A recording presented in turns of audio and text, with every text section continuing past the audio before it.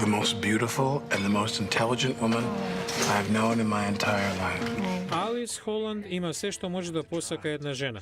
3 прекрасни деца, посветен сопруг и стабилна кариера како психолог на Универзитетот Колумбија.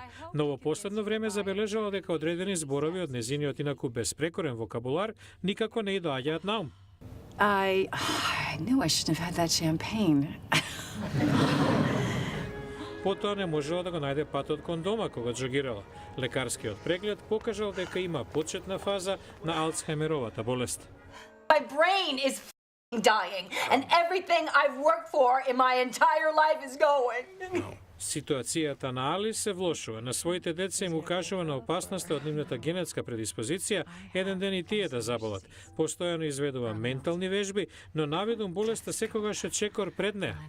Режисерите Ричард Глацер и Вош Вестерморленд ја представуваат тешка ситуација низ која минува целото семејство додека се справува со болеста, но во прв план е состојбата на Алис, прикажана од нејзина гледна точка.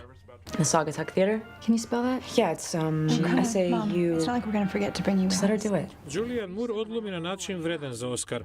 Алис тоне во непознатото, постепено и незабележително, но не ја губи својата хуманост и достоинство. I am not suffering. Не страдам, се борам. Се борам да бидам дел од околината, да останам поврзана со личноста која што некогаш бев.